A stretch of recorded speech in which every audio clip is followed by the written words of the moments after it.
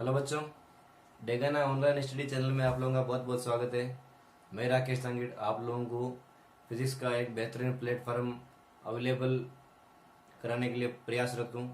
बच्चों, previous lecture में हमने 12th के फर्स्ट चैप्टर के बारे में कुछ स्टडी की थी, जिसका मतलब है कि इलेक्ट्रिक चार्ज के बारे में, इलेक्ट्रिक चार्ज की प्रॉपर्टीज के बारे में, और प्रिमिटिविटी ऑफ वैक्यूम, देन फिर मीडियम की जो प्रिमिटिविटी है उसके बारे में। सेकंड हमने बात की थी कि चार्ज कितने प्रकार होते हैं। जैसे कि चार्ज होते हैं दो प्रकार के, एक पॉजिटिव और एक नेगेटिव। अगर चार्ज पॉजिटिव और पॉजिटिव हो तो एक दूसरे क्या करेंगे, रिपेल करेंगे, और पॉजिटिव और नेगेटिव हुई तो एक दूसरे को अट्रैक्ट करेंगे। ठीक है बच्चों, तो ये कुछ मतलब कि प्रॉपर्टीज होती है चार्ज के बारे में, जो कि हमने पिछले लास्ट लेक्चर में डिस्कस कर ली थी। तो आज हम बात करेंगे कि उस चैप्टर के अंदर आगे जो पॉइंट है, जैसे कि इलेक्ट्रिक फील्ड हो गया और सुपरपोजिशन की जो कंडीशन होती है, अध्यारोपण सिद्धांत की जो कंडीशन होती है उनके बारे में। देन फिर हम लोग बात करेंगे कि इलेक्ट्रिक फोर्स लाइन्स होती है, उनकी जो डिफिनेशन होती है वो किस प्रकार से होती है। तो सबसे पहले हम लोग बात करेंगे जैसे कि इलेक्ट्रिक फील्ड के बारे में। इलेक्ट्रिक फील्ड कहते किसे हैं और उसके बनने का रीजन क्या है। तो आइए बच्चों डिस्कस करते हैं इलेक्ट्रिक फील्ड के बारे में। तो बच्चों, अब जो हमारा हेडिंग पॉइंट है यानी कि विद्युत क्षेत्र, उसके बारे में मतलब कि हम इस प्रकार समझेंगे कि किसी भी जो कम्युनिकेशन सिस्टम है, इलेक्ट्रिक फील्ड के फ्लोइंग होने का जो कम्युनिकेशन सिस्टम है, यानी कि वो कौन सा ऐसा मीडियम है जिसके कारण से इलेक्ट्रिसिटी है वो फ्लो कर रही है उस मेटेरियल के अंदर, उस पदार्थ के अंदर। जैसे कि किसी वायर के अंदर करंट का फ्लो हो रहा है, तो करंट का फ्लो किस कारण से हो रहा है, उसका रीजन क्या है। उस जो वृहद स्तर पे ये मेथड है उसको अलग रखकर हम लोग इसे इस प्रकार समझेंगे कि कोई भी, जैसे कि विद्युत स्रोत होता है, एक छोटी सी बैटरी होती है, उस बैटरी के कारण से अगर इलेक्ट्रिक फील्ड का फ्लो हो रहा है तो क्या होगा। मैंने एक छोटी सी जैसे छोटा सा बल्ब ले लिया, उस बल्ब के दोनों वायर को टच किया, बैटरी से कनेक्ट किया, तो बैटरी से कनेक्ट करने पर बल्ब है वो उसमें प्रकाश प्रदीप्त होगा। प्रकाश या प्रदीप्त होने का ये मतलब एक मेथड हो गया कि जो ऊर्जा आ रही है, जो विद्युत आ रही है, वो उसको मतलब फ्लो हो रहा है, उसके कारण से बल्ब है वो प्रकाशमान हो रहा है। तो यही बात हम इलेक्ट्रिक फील्ड के अंदर समझेंगे कि किसी आवेश के चारों ओर का वे क्षेत्र जहां तक उसका प्रभाव होता है, यानी कि कोई भी एक आवेश अगर है तो उस आवेश के चारों ओर, इस कंडीशन में चारों डायरेक्शन के अंदर जहां तक उसका प्रभाव होगा, प्रभाव होता है, विद्युत क्षेत्र कहलाता है। ठीक है बच्चों, अब देखिए विद्युत क्षेत्र के किसी बिंदु पर क्षेत्र की तीव्रता उस बिंदु पर रखे एकांक परीक्षण धनावेश द्वारा अनुभव किए गए बल के बराबर होती है। यानी कि जो इसका इलेक्ट्रिक फील्ड की इंटेंसिटी होगी, तीव्रता होगी, उस इंटेंसिटी को फील करेगा क्यू नोट, एकांक परीक्षण धनावेश। ठीक है बच्चों, तो देखिए अब मैंने एक छोटा सा डायग्राम बनाया है। इस डायग्राम के मेथड से हम लोग जो हमारा इलेक्ट्रिक फील्ड है उसको समझेंगे। तो सबसे पहले हमने बात क्या की थी कि स्थिर विद्युत के लिए, यानी कि कोई इलेक्ट्रिक स्टडीज का जो मेथड होता है उसके अकॉर्डिंग इलेक्ट्रिसिटी की मतलब थ्योरम होती है कि रेस्ट पर जो आवेश का नॉलेज होता है, आवेश का ज्ञान होता है, यानी कि नियत स्थिति पर, उस नियत स्थिति पर आवेश के ज्ञान को ही स्थिर विद्युतिकी कहते हैं या फिर इलेक्ट्रोस्टैटिक्स कहते हैं। तो अब हम यहाँ पर इसी कंडीशन से देखेंगे कि कूलाम बल के अंदर हमने क्या पढ़ा था, F equal to K Q naught upon R square. वही कंडीशन हमें यहाँ पर फॉलो करनी है, उस कंडीशन यहाँ पर ध्यान रखकर फॉलो करनी है। तो देखिए कि इस छोटे से डायग्राम के अंदर ये एक स्रोतावेश क्यू है, जिसके कारण से इसके चारों ओर इलेक्ट्रिक फील्ड का निर्माण हो रहा है। इससे आर डिस्टेंस पर क्यू नोट पॉइंट अवेलेबल है, जो कि इस इंटेंसिटी को फील करेगा, इस चार्ज इंटेंसिटी को फील करेगा। तो इसके इलेक्ट्रिक फील्ड को हम लोगों को फाइंड करना है। तो देखिए क्यू है वो एक तरह का सोर्स चार्ज है और Q naught unit positive test charge है किसी बिंदु पर विद्युत क्षेत्र की तीव्रता। अब हम बात करेंगे कि इसके अंदर किसी भी पॉइंट पर इस चार्ज के कारण किसी भी पॉइंट पर जो इलेक्ट्रिक फील्ड की इंटेंसिटी होगी वो हो जाएगी E equal to limit Q naught tend to 0 F upon Q naught. ठीक है बच्चों। अब देखिए एकांक परिक्षण धनावेश द्वारा अनुभव किया गया बल, जो ये unit positive charge force fail करेगा उस फोर्स की वैल्यू क्या हो जाएगी F equal to K Q Q naught upon R square, जो कि हमने कूलाम बल के अंतर्गत पढ़ा था, कूलाम बल के अंतर्गत पढ़ा था वही फॉर्मूला है। तो इस इक्वेशन में हमें ये वैल्यू सेकंड की जो वैल्यू है पुट करनी है F की जगह पे। ये वैल्यू हमने पुट की तो हमें फाइंड हुआ E equal to K Q upon R square और आर केप की डायरेक्शन के अंदर। ये जो इलेक्ट्रिक फील्ड बन रहा है वो किसी सोर्स चार्ज के कारण यूनिट पॉजिटिव टेस्ट चार्ज द्वारा इलेक्ट्रिक फील्ड की इंटेंसिटी जो फील हुई है उस इंटेंसिटी का फॉर्मूला है। ठीक है बच्चों। तो जिसका मात्र हो गया न्यूटन अपॉन कूलाम और वोल्ट अपॉन मीटर। अब देखिए यहां पर हम लोग बात रहे हैं कि विद्युत क्षेत्र की दिशा है एक सदिश राशि होती है, यानी कि वेक्टर क्वांटिटी है, ये फिक्स डायरेक्शन होती है, इसकी करंट के फ्लो होने की एक डायरेक्शन होती है, इसलिए इसे सदिश राशि कहते हैं, जिसकी दिशा विद्युत बल रेखाओं द्वारा निरूपित की जाती है। अब हम आगे बात करेंगे कि विद्युत बल रेखाएं कैसे कहते किसे हैं। सिंपल सा एक, जैसे कि मैं आप लोगों को एग्जांपल दे दूं कि माना कि ये कोई एक सोर्स चार्ज है, मैंने पहले बताया था कि जहां तक इलेक्ट्रिक फील्ड का जो प्रभाव होगा इस इफेक्ट को मैं इस डायग्राम से समझा रहा हूं। तो देखिए ये एक तरह से क्या हो गई इलेक्ट्रिक फील्ड लाइंस,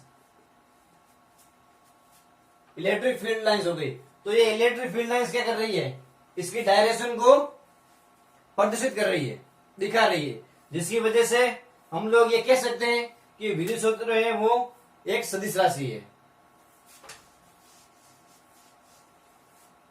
विद्युत बल रेखा द्वारा निरूपित की जाती है, इसकी विमा होती है M1 L1 T-3 A-1। ठीक है। अब देखिए यहां पर एक नोट पॉइंट है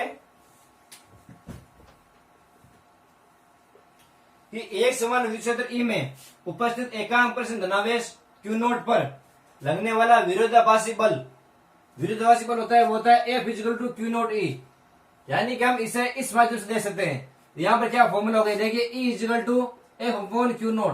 तो F अपॉन क्या हो गया F इक्वल हो गया क्यू नोट E, जो कि एक विरोधाभासी बल कहलाता है किसी भी इलेक्ट्रिक फील्ड के अंतर्गत। ठीक है बच्चों। तो ये तो हो गया हमारे इलेक्ट्रिक फील्ड की जो डेफिनेशन है उसके बारे में कि फॉर्मूला क्या होता है इसका, इसकी विमाएं क्या होती है और ये एक सदिश राशि है या नहीं, इन सारे बिंदुओं को हम लोग इसके अंदर स्टडी कर चुके हैं। तो अब हम बात करेंगे कि जो सुपरपोजिशन की कंडीशन होती है इलेक्ट्रिक फोर्स के लिए और इलेक्ट्रिक फील्ड के लिए उसके बारे में।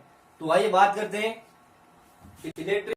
बच्चों नेक्स्ट पॉइंट में हम लोग बात करेंगे जो सुपरपोजिशन की थ्योरम होती है, सुपरपोजिशन कंडीशन होती है, यानी कि ये एक बीजगणित की सिस्टमेटिक मेथड होता है बीजगणित का। ठीक है बच्चों। बीजगणित का मतलब कि किसी एक्सटर्नल पॉइंट पे किसी सिस्टम द्वारा जो कंडीशन एप्लीकेबल कंडीशन आ रही है तो इस कंप्लीट की ज्ञात करने के लिए कंप्लीट की ज्ञात करेंगे तो इसके इक्वल हो जाएगी। समझिए बात को, यानी कि मेरे कहने का मतलब ये है कि माना कि कोई एक निकाय है, उस निकाय के अंतर्गत जो इलेक्ट्रिक फील्ड या फोर्स बन रहा है तो ये फोर्स इस कोई एक एक्सटर्नल पॉइंट दिए गए है आउटर साइड में, तो इसके इक्वल में करना है हमको। तो वो कंडीशन यहाँ पे क्या हो जाएगी उसके बारे में हम लोग बात करेंगे। तो देखिए सबसे पहले जो हजारों में सिद्धांत होता है वो दो कंडीशन को फॉलो करता है, दो कंडीशन के आधार पर एप्लीकेबल होता है। ऐसे तो हम लोग चुंबकीय क्षेत्र के अंदर भी बात करेंगे और अदरवाइज जितने भी जो कंडीशन होती है उन सभी के अंदर जैसे योगात्मक गुण हो गए चार्ज के Q equal to Q1 plus Q2 plus Q3 dot Qn तक। तो इस कंडीशन के अलग अलग कंडीशन के आधार पर अलग अलग तरीके से हजारों सिद्धांत है वो लागू होता है बीजगणितीय थ्योरम को साथ में रख करके। तो इसके अंदर मेनली मुख्यतः जैसे कि दो प्रकार की कंडीशन होती है हजारों सिद्धांत के अंदर, एक होती है कूलाम बल और स्थित विद्युत बल के लिए और दूसरी होती है विद्युत क्षेत्र के लिए, इलेक्ट्रिक फील्ड के लिए। तो आइए बात करते हैं कूलाम बल और स्थिर विद्युत बल के लिए, यानी कि एक आवेश निकाय द्वारा किसी अन्य आवेश निकाय पर लगने वाला परिणामी बल प्रत्येक आवेश द्वारा लगने वाले पृथक विद्युत बलों के सदिशों के बराबर होता है। आइए देखिए कि माना कि ये कोई सिस्टम में कोई निकाय है, इस सिस्टम के अंतर्गत चार्ज अवेलेबल है बहुत सारे, जिनके अंदर कुछ इलेक्ट्रिक फील्ड बन रहा है। तो अब हमें क्या करना है कि इस बिंदु पर इस आउटर जो चार्ज है इसके इक्वल में इसे इलेक्ट्रिक फील्ड है, वो इलेक्ट्रिक फोर्स है, वो निकालना है। ठीक है बच्चों, इलेक्ट्रिक फील्ड तो बन रहा है चार्ज के कारण, लेकिन इलेक्ट्रिक फोर्स निकालना हमें, यानी कि क्यू के लिए हो जाएगा F equal to F1 plus F2 सदिश प्लस F3 सदिश plus dash dash dash plus Fn तक। ये तो गया कूलाम बल और विद्युत बल के लिए। अब हम बात करेंगे जो हमारे विद्युत क्षेत्र के लिए, इलेक्ट्रिक फील्ड के लिए, उसके बारे में। यानी कि कोई सिस्टम होता है जिसके अंतर्गत ये तो हो गया इलेक्ट्रिक फोर्स कंडीशन, और इसके अंदर बात करेंगे इलेक्ट्रिक फील्ड के बारे में। किसी सिस्टम के अंदर, किसी निकाय के अंतर्गत जो चार्ज के कारण इलेक्ट्रिक फील्ड बन रहा है, ये तो बात होगी इलेक्ट्रिक फोर्स की, और यहाँ पर बात होगी इलेक्ट्रिक फील्ड की। तो इलेक्ट्रिक फील्ड को हम लोग आउटर साइड में, आउटर पॉइंट पर किस प्रकार से काउंट कर सकते हैं। तो देखिए कि एक आवेश निकाय द्वारा किसी बिंदु पर उत्पन्न विद्युत क्षेत्र की तीव्रता प्रत्येक आवेश द्वारा पृथक उत्पन्न विद्युत क्षेत्र की तीव्रताओं के सदिशों के बराबर होती है। यानी कि जो इलेक्ट्रिक फील्ड इंटेंसिटी बन रही है, वो इलेक्ट्रिक फील्ड इंटेंसिटी निकाय के अंदर जितने भी चार्जेस अवेलेबल है, जितने भी चार्जेस बन रही है इलेक्ट्रिक फील्ड इंटेंसिटी, तो उनके इक्वल होगी, वेक्टर सम के सदिशों के बराबर होगी। ये तो हो गई सुपरपोजिशन कंडीशन। अब नेक्स्ट जो पॉइंट है हमारा, नेक्स्ट हेडिंग है, वो है कंटिन्यूस चार्ज डिस्ट्रीब्यूशन के अंदर बारे में। तो कंटिन्यूस चार्ज डिस्ट्रीब्यूशन का मतलब होता है जैसे कि अलग अलग फॉर्म होती है चार्ज की, चार्ज के डिस्ट्रीब्यूट होने की, लीनियर में, वॉल्यूम में, एंड देन जो स्क्वायर में। इन तीनों कंडीशन के आधार पर हम लोग चार्ज को अगर हम वितरित करते हैं तो उनके बारे में, उनका जो इलेक्ट्रिक फील्ड होता है, इनका इलेक्ट्रिक पोटेंशियल होता है, उनके बारे में स्टडी होगी। तो आइए बात करते हैं कंटिन्यूस चार्ज डिस्ट्रीब्यूशन के बारे में। बच्चों नेक्स्ट हेडिंग में हम लोग बात करेंगे कि सतत आवेश वितरण, यानी कि कंटिन्यूस चार्ज डिस्ट्रीब्यूशन के बारे में। कंटिन्यूस चार्ज डिस्ट्रीब्यूशन का मीनिंग होता है कि चार्ज का जो डिस्ट्रीब्यूशन है वो अगर एक लाइन के ऊपर हो, यानी कि कोई लो की छड़ ले ली, माना कि इस लो की छड़ के ऊपर अगर मैं चार्ज को फैलाऊं या इसे आवेशित करूं, तो इस पर जो चार्ज डिस्ट्रीब्यूशन हुआ है, उस चार्ज डिस्ट्रीब्यूशन को हम लोग किस फॉर्म में काउंट करेंगे। अगर चार्ज किसी भी सरफेस के चारों ओर रूप से चार्जिंग हो तो उसे हम किस प्रकार से काउंट करेंगे, और वॉल्यूम के अकॉर्डिंग हम लोग किस प्रकार से उसके अंदर इलेक्ट्रिक फील्ड और इलेक्ट्रिक पोटेंशियल को फाइंड आउट कर सकते हैं। तो सबसे पहले हम लोग बात करेंगे कि कंटिन्यूस चार्ज डिस्ट्रीब्यूशन कहते किसे हैं। तो देखिए बच्चों, जब आवेश का अध्ययन सूक्ष्म स्तर पर किया जाता है तो इसे विविध अथवा क्वांटीकृत मान लेते हैं। ठीक है बच्चों, जैसे कि मैंने बताया था क्वांटाइजेशन ऑफ चार्ज के बारे में, कि चार्ज को छोटे छोटे पैकेट या बंडल के रूप में रखा जाता है। तो यहाँ पर हम लोग बात करेंगे जब आवेश का अध्ययन सूक्ष्म स्तर पर, यानी कि छोटे से छोटे फॉर्म बिंदु के रूप में या फिर छोटे फॉर्म के अंदर अगर हम चार्ज को काउंट करना है तो इसे विविध अथवा क्वांटीकृत मान लेते हैं। परंतु आवेश के स्थूल स्तरीय अध्ययन में बड़े स्तर पर अगर हम चार्ज के बारे में जाने तो इसे एक समान अथवा सतत माना जाता है, लीनियर फॉर्म के अंदर और वॉल्यूम आयतन के अंदर, और पृष्ठ के अकॉर्डिंग हम इसके इलेक्ट्रिक फील्ड को फाइंड आउट कर सकते हैं। तो सबसे पहले हमारे पास में यहाँ पर तीन दी गई है, रेखीय आवेश वितरण और पृष्ठ आवेश वितरण, देन आयतन आवेश वितरण। तो सबसे पहले हम बात करेंगे रेखीय आवेश वितरण के बारे में। देखिए बच्चों, माना कि एक मैंने लाइन बनाई है, उस लाइन के ऊपर एक जैसे कि आवेश है वो एक समान रूप से वितरित है। यह लाइन एल लेंथ की है। इस लाइन से आर डिस्टेंस पर एक चार्ज है क्यू नोट, जो कि इलेक्ट्रिक फील्ड को फील करेगा, इलेक्ट्रिक फील्ड का अनुभव करेगा इस आवेश के कारण, इस चार्ज डिस्ट्रीब्यूशन के कारण क्यू नोट है वो चार्ज को फील करेगा कि इस पर इलेक्ट्रिक फील्ड बन रहा है या नहीं बन रहा है। ठीक है बच्चों, तो कंप्लीट का हम लोग ज्ञात नहीं कर सकते हो, तो इसके लिए क्या करेंगे कि माना कि यहां पर मैंने डीएल डिस्टेंस पे डीक्यू चार्ज को एज्यूम कर लिया। तो देखिए बच्चों, जब आवेश एक रेखा पर एक समान रूप से वितरित हो तो यहां पर रे के आवेश घनत्व हो जाएगा लेमडा। तो लेमडा इजिकल टू डेंसिटी क्या होती है, मास अपॉन आयतन। तो इसके हिसाब से देखिए कि कंप्लीट का जो आयतन हो गया एल के हिसाब से, और यहां पर हो गया डीक्यू। अल्पांश लेंगे, कंप्लीट का ले नहीं सकते। पहले अगर हम कंप्लीट का इसके अंदर जैसे कि मैं बात करूं कि कंप्लीट का ले, तो lambda equal to dQ upon Q upon L. फिर भी कंप्लीट का हम फाइंड नहीं कर सकते, तो अल्पांश के रूप में हमें इसको इस फॉर्म में लेना पड़ेगा। तो अल्पांश के लिए ये हो जाएगा डीक्यू अपॉन डीएल, और इसकी जो मात्रक हो जाएगा कूलम अपॉन मीटर। देन फिर जो डीक्यू की वैल्यू में यहां से फाइंड आउट होगी हो जाएगी dQ equal to lambda dL. ठीक है बच्चों, तो इस रेखा पर कुल आवेश हो जाएगा Q equal to integration of dQ. अगर हम इसका इंटीग्रेशन करें तो हमें इस लाइन पे कंप्लीट जो चार्ज है वो मिल जाएगा। ठीक है बच्चों, तो देखिए Q equal to integration of lambda DL,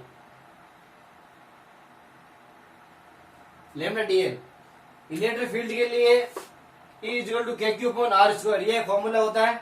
यहां पर देखिए Q की वैल्यू मैंने ये पुट कर दी, तो K equal to integration lambda dL upon R square, और इसी फॉर्म में इलेक्ट्रिक पोटेंशियल के लिए बन जाएगा V equal to K Q upon R square, then फिर K integration lambda dL upon R square. अगर इसको हम आगे और सोल्व करना चाहे तो 1 upon 4 pi epsilon naught integration lambda dL upon R square, इस फॉर्म में भी कन्वर्ट कर सकते हैं, क्योंकि K का मान होता है 1 अपॉन 4 पाई एप्सिलॉन नॉट, इसलिए। ठीक है बच्चों, तो देखिए ये हो गया कंप्लीट जो लीनियर चार्ज डिस्ट्रीब्यूशन की उसके बारे में।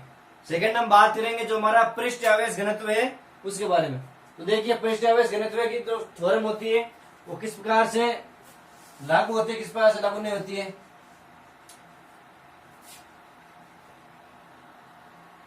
बच्चों सेकंड पॉइंट जो हमारा है पृष्ठ आवेश घनत्व, उसके बारे में हम लोग बात करेंगे। जैसे कि जब आवेश एक पृष्ठ पर एक समान रूप से वितरित हो, आवेश जो चार्ज है वो एक सरफेस के अंदर कंप्लीटली चार्जिंग हो, यानी ओतप्रोत हो चार्ज से, आवेश से, तो उस कंडीशन में हम लोग जो हमारे कंटिन्यूस चार्ज डिस्ट्रीब्यूशन के अंदर इलेक्ट्रिक फील्ड है उसको फाइंड करने की जो थ्योरम है वो इस प्रकार से होगी कि माना कि ये कोई एक सरफेस है, इस सरफेस पे जो चार्ज है वो कंप्लीट चार्ज से चार्जिंग है, सरफेस है वो, तो यहाँ पर इसके मिड पॉइंट पे आर डिस्टेंस पे मैं क्यू नोट है वो एकांक परिस धनावेश एज्यूम करूंगा।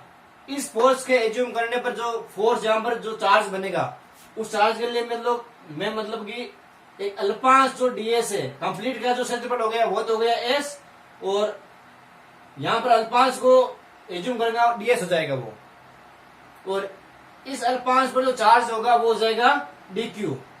ठीक है बच्चों, तो देखिए जब आवेश एक पृष्ठ पर एक समान रूप से वितरित हो तो पृष्ठ आवेश घनत्व क्या हो जाएगा, पृष्ठ आवेश घनत्व यहां पर हम लेंगे सिग्मा को, sigma equal to dQ upon dS, जिसका मात्र हो जाएगा coulomb upon metre square. Then फिर यहां से हम लोग फाइंड करेंगे डीक्यू की वैल्यू, तो डीक्यू इजिकल टू हो जाएगा सिग्मा डीएस, पृष्ठ पर कुल आवेश। यहाँ पर आप लोग बस ये बात ध्यान में रखना कि जो डीक्यू अपॉन डीएस है वो अल्पांश के रूप में हम लोग ले रहे हैं, यानी कि अगर कंप्लीट का लेंगे तो क्यू अपॉन डीएस हो जाएगा, लेकिन कंप्लीट का एक साथ में ज्ञात कर नहीं सकते, तो उसके लिए हम लोग बात करेंगे कि डीक्यू अपॉन डीएस अल्पांश को लेंगे, जिससे कि कंप्लीट सरफेस का जो हमें पृष्ठ आवेश घनत्व है फाइंड आउट हो जाएगा। ठीक है बच्चों, तो देखिए पृष्ठ पर कुल आवेश हो जाएगा हमारे Q equal to integration of dQ, यहाँ पर Q की वैल्यू हो जाएगी इंटीग्रेशन सिग्मा डीएस। देन फिर विद्युत क्षेत्र के लिए, इलेक्ट्रिक फील्ड के लिए equal to K Q upon R square. ठीक है बच्चों, यहाँ पर देखिए Q की जगह में जो वैल्यू है हमारे पास में फाइंड आउट हुई है सिग्मा अपॉन सिग्मा डीएस, पृष्ठ आवेश घनत्व के रूप में आवेश जो होता है उसके हिसाब से, तो वैल्यू जाएगी K integration sigma dS upon R square, और यही वैल्यू जाएगी पोटेंशियल के लिए, इलेक्ट्रिक पोटेंशियल के लिए। ठीक है बच्चों, तो यहाँ पर जो इलेक्ट्रिक फील्ड की जो इंटेंसिटी निकल कर आएगी वो जाएगी E equal to KQ upon R square. समझ आएगी बात। ये हो गया हमारा सिंपल सा जो सरफेस चार्ज डेंसिटी है कि चार्ज सतह पर चार्ज है वो किस प्रकार से, सतह हम लोग किसी की भी ले सकते हैं, चक्री की भी ले सकते हैं, किसी लोह की जो परत है उसकी भी ले सकते हैं, किसी भी सरफेस पर जो हमारे चार्ज डिस्ट्रीब्यूशन होगा उस कंडीशन पर जो हमारे रीजनिंग निकल के आएगी, इलेक्ट्रिक फील्ड की जो इंटेंसिटी निकल के आएगी वो हो जाएगी E equal to KQ upon R square. ठीक है बच्चों, लास्ट एंड फाइनल जो हम लोग पढ़ेंगे वो हो जाएगा हमारा आयतन आवेश घनत्व के बारे में। तो देखिए बच्चों, आयतन आवेश घनत्व के बारे में बात करते हैं। बच्चों नेक्स्ट जो हमारा पॉइंट है जैसे जिसके बारे में हम लोग बात करते हैं आयतन आवेश घनत्व, तो यहाँ पर हमारा जो फिक्स पॉइंट दिया गया है जिसके बारे में हमें स्टडी करनी है जिसके ऊपर, तो वो है आयतन के बारे में। यानी कि आयतन को आप इस प्रकार से ले सकते हो कि माना कि कोई जैसे कि बाल्टी है, उस बाल्टी में पानी भरा हुआ है, तो वो एक तरह से क्या हो गया, बाल्टी का आयतन हो गया कि पानी है वो कितना आकार है वो घेरता है, वो उसका आयतन कहलाता है। ठीक है बच्चों, तो ये कंडीशन हो गई आयतन के बारे में। अब हम बात करते हैं आयतन को यहां पर हम लेंगे घनाभ के रूप में। ठीक है बच्चों, आयतन को हम लेंगे यहाँ पर घनाभ के रूप में। तो देखिए जिसका जो घनाभ का फॉर्मूला क्या होता है, मीटर क्यूब के अकॉर्डिंग। ठीक है बच्चों, तो कहने का मतलब ये है कि यहाँ पर हम लोग इस प्रकार से समझेंगे इसे कि माना कि कोई जैसे कि वॉल्यूम है, वो वॉल्यूम कंप्लीटली चार्जिंग है, चार्ज्ड है, समान रूप से आवेशित है, उसके अंदर हमें विद्युत क्षेत्र और विद्युत विभव की गणना करनी है। तो आइए देख किस प्रकार से इसकी गणना होती है, किस प्रकार से इसका डेरिवेशन है कि जब आवेश का अध्ययन, जब आवेश एक आयतन पर एक समान रूप से आवेशित है, ठीक है, आवेश है मतलब कि कोई बॉडी है वो एक समान रूप से चार्ज्ड है। ठीक है बच्चों, अब उसका जो आयतन आवेश घनत्व हो जाएगा, जो उसकी डेंसिटी हो जाएगी, वो डेंसिटी क्या हो जाएगी, rho is equal to dQ upon dV, और इसका मात्रक हो जाएगा कूलम पर मीटर क्यूब। ठीक है बच्चों, क्योंकि आवेश के लिए हो जाएगा कूलम और वॉल्यूम के लिए हो जाएगा मीटर क्यूब। अब देखिए यहां पर हम इस फॉर्म से dQ की वैल्यू में फाइंड करनी है, तो dQ क्या हो जाएगा, क्रॉस मल्टीप्लिकेशन में dQ is equal to rho dV। ठीक है बच्चों, अब देखिए यहां पर जो हमारा टोटल चार्ज हमें काउंट करना है, सबसे पहले तो हम लोग यहां पर बात करेंगे कि माना कि कोई एक एरिया, स्मॉल एरिया हमने एज्यूम कर लिया, इस छोटे अनुप्रस्थ काट क्षेत्रफल के लिए हमें आयतन आवेश घनत्व ज्ञात करना है। तो अब देखिए इस कंप्लीटली जो आयतन है हमारे पास, उस आयतन के लिए हमें चार्ज को कैलकुलेट करना है। तो उसके लिए क्या हो जाएगा, कुल आवेश equal to Q equal to integration of dQ। यहां पर हम इंटीग्रेशन करेंगे dQ का, तो कंप्लीट जो हमारे पास में वॉल्यूम अवेलेबल है उस वॉल्यूम का हमें टोटल चार्ज है वो फाइंड आउट हो जाएगा। ठीक है बच्चों, तो देखिए इंटीग्रेशन रो dV। अब देखिए विद्युत क्षेत्र के लिए यहां पर जो वैल्यू हो जाएगी, फॉर्मूला क्या होता है, E equal to KQ upon R square. तो यहां पर मैंने Q की वैल्यू है वो ये पुट कर दी, तो E equal to K integration rho dV upon R square. ये तो हो गई विद्युत क्षेत्र के लिए वैल्यूज, और यहां पर ये हो जाएगी विद्युत विभव की value, V equal to KQ upon R square, तो K equal to rho dV upon R square. Complete जो प्रोसेस है ये मैंने अल्पांश के रूप में स्टार्ट किया है। अब इसका जो फर्स्ट वाला पॉइंट है, जैसे अगर हम कंप्लीटली से बात करें तो इस मेथड के लिए हम लोग बात करेंगे कि rho equal to Q upon V। ठीक है बच्चों, rho equal to Q upon V, इस फॉर्म के लिए हम लोग बात करेंगे, क्योंकि कंप्लीट का निकालना है, अल्पांश का ज्ञात करना पड़ेगा, अल्पांश का निकलेगा तो कंप्लीट का आ जाएगा। बस ये चीज आप लोगों को ध्यान में रखनी है। ठीक है बच्चों, तो ये हो गया हमारे पास में आयतन आवेश घनत्व। अब हम बात करेंगे कि हमारे पास में अगर 2D के अंदर या फिर 2 डायमेंशन के अंदर चार्ज अवेलेबल हो बहुत सारे, तो कैसी है फिक्स चार्ज पर बहुत सारे आवेशों के द्वारा जो फोर्स लगेगा इंटररिएक्शन का, उस फोर्स को हम किस प्रकार से कैलकुलेट कर सकते हैं वो हमें फाइंड आउट करना है। तो देखिए बच्चों, आगे इसके बारे में हम लोग बात करते हैं कि सुपरपोजिशन में जो कंडीशन है इलेक्ट्रिक फील्ड के ऊपर वो किस प्रकार से होगी। तो देखिए आइए बात करते हैं उसके बारे में। बच्चों, अब जो हमारे पास में मेथड जो निकल गया है, यानी कि बहुल आवेशों के कारण अध्यारोपण का सिद्धांत, उस मेथड के अंदर हम लोग बात करेंगे। इससे पहले मैं आप लोगों को बता दूं कि हमने बात की थी अध्यारोपण सिद्धांत के बारे में, जो कि विद्युत क्षेत्र और विद्युत बल के बारे में था। जो उसकी थ्योरीज है ना, जो उसका सिद्धांत है, वो सिद्धांत यहाँ पर लागू होने वाला है। इस बात को आप लोगों को ध्यान में रखना है, ठीक है बच्चों। अब देखिए डेरिवेशन को स्टार्ट करते हैं। जैसे कि इसके अंदर जो थ्योरी है कि माना कि किसी आवेश पर विद्युत बल, किसी एक फिक्स चार्ज पर जो नेट चार्ज पर जो इलेक्ट्रिक फोर्स होगा, उस पर जो इलेक्ट्रिक फोर्स होगा उसके चारों ओर जितने चार्ज बिखरे हुए होंगे, उन चार्जों के कारण उस पर जो फोर्स लगेगा, यानी कि किसी एक फिक्स चार्ज पर सारे के सारे जो आवेश होते हैं, सारे जो चार्ज होते हैं, उन सारे चार्जों का जो मिलकर फोर्स किसी एक चार्ज पर लगता है, वो क्या कहलाता है, बहुल आवेशों के कारण किसी फिक्स चार्ज पर कंप्लीट जो सुपरपोजिशन थ्योरी होती है वो इस प्रकार से डिफाइन होती है। अब देखिए, माना किसी आवेश पर विद्युत बल प्रत्येक आवेश द्वारा प्रत्येक आरोपित विद्युत बल के सदिशों के बराबर होता है। ठीक है बच्चों, सदिशों के बराबर होता है। इसकी हम डायग्राम है इस प्रकार समझेंगे। जैसे कि माना 2D के अंदर मैंने एक फॉर्म बना दी। अब यहां पर मैं आवेश को बिखेर रहा हूं, तो देखिए एक चार्ज लीजिए Q0। इस Q0 पर हमें विद्युत बल ज्ञात करना है। Q0 पर हमें विद्युत बल ज्ञात करना है। तो देखिए इसके आसपास में और चार्ज अवेलेबल होंगे, Q1, Q2, Qn तक, Q1, Q2, Q3, Q4 और Qn तक, जहां तक इसके चार्ज जो अवेलेबल है टिल नेक्स्ट तक। ठीक है बच्चों, तो माना कि 2D के अंदर ये कुछ चार्ज है या फिर किसी टाइम किसी मीडियम के अंदर ये चार्ज है वो अवेलेबल है।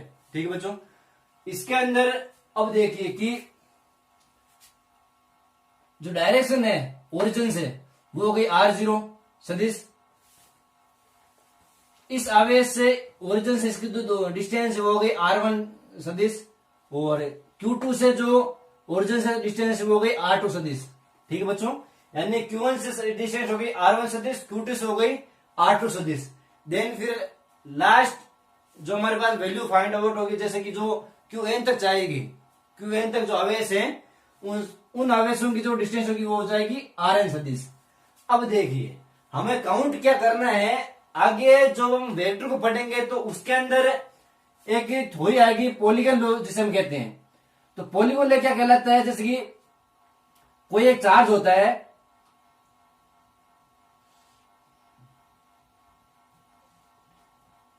या फिर कोई वेक्टर होता है, कोई जो वेक्टर होता है, ये वेक्टर क्या है, एक तरह से हम बात करें तो त्रिभुज ही है। ठीक है बच्चों, तो त्रिभुज है। अब देखिए माना कि मेरे पास में एक पोजीशन वेक्टर हो गया A और ये पोजीशन वेक्टर हो गया B। अब इस वेक्टर के ये दो वेक्टर हमारे पास अवेलेबल है। अब अगर मैं इसकी बात करूं तो ये क्या डायरेक्शन हो गई, ये यहां पर टच है, इस बात आप लोग ध्यान में रखें।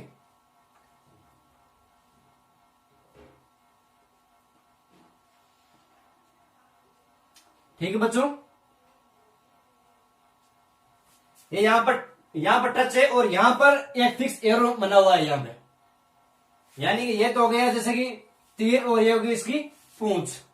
इसके बारे में हम लोग आगे बात करेंगे। तो देखिए कि ये तो जा रहा है इस साइड में और ये जा रहा है इस साइड में।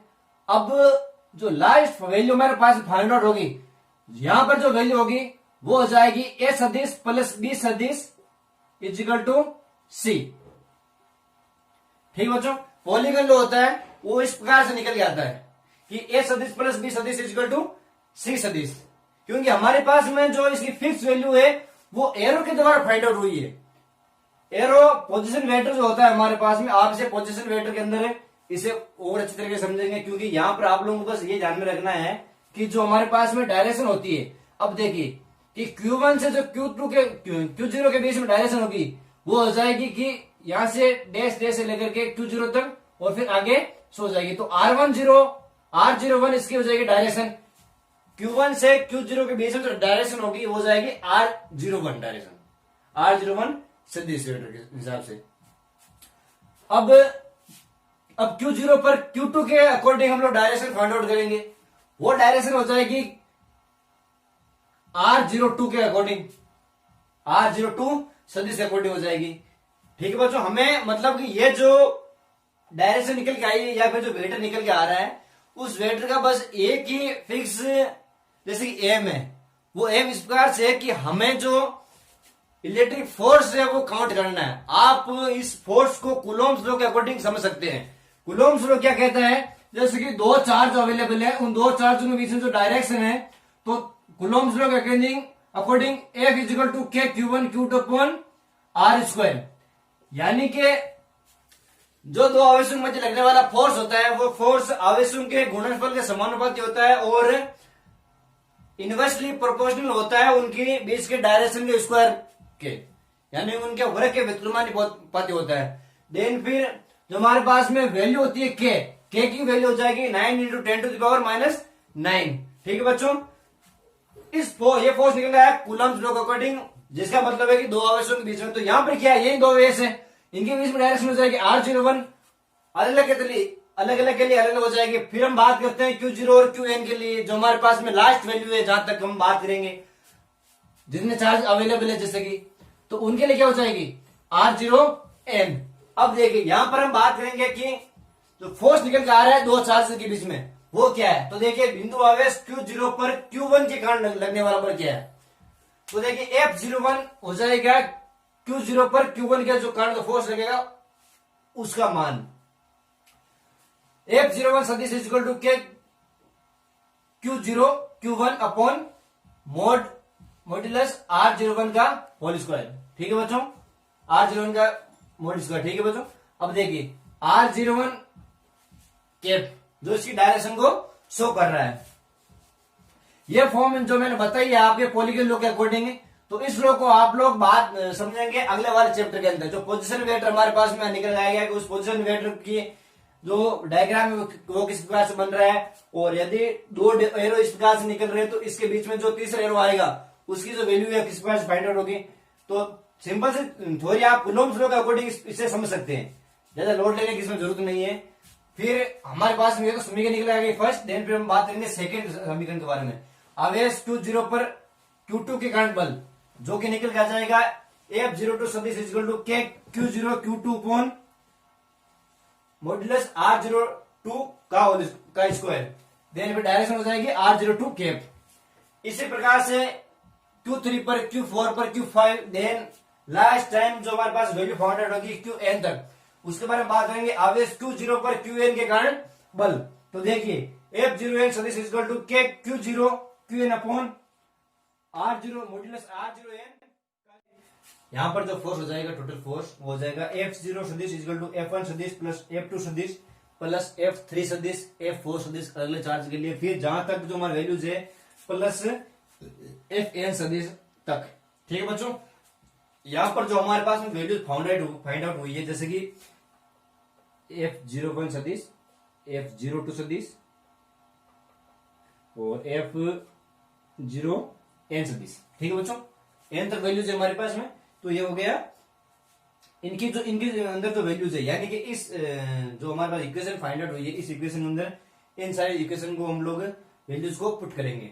वैल्यूज पुट करने के बाद में हमारे पास में जो मेथड हमारे पास फाइंड आउट होगा वो हो जाएगा कि F0 इक्वल टू के Q0 Q1 अपॉन R01 का स्क्वायर R01 कैप प्लस के Q0 Q2 अपॉन R02 का स्क्वायर R02 कैप, देन फिर n तक।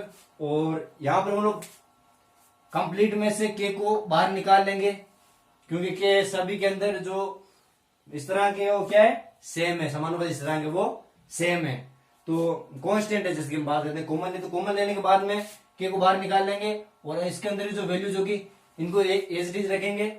ये हमारे पास में जो बहुल आवेशों के कारण विद्युत क्षेत्र कूलाम लॉ के अकॉर्डिंग अजरूपण सिद्धांत से निकल के आएगा, वो हो जाएगा F0 is equal to K Q0 Q1 upon R01 का स्क्वायर R01 कैप। देन फिर जो दूसरे चार्ज के कारण, तीसरे आवेश के कारण, चौथे आवेश के कारण, फिर n तक जो आवेश होंगे उन सारे के सारे आवेशों के कारण जो फोर्स लगेगा किसी एक निश्चित आवेश पर, इंटरएक्शन का जो फोर्स लगेगा उस फोर्स को इस मेथड के रूप में काउंट कर सकते हैं।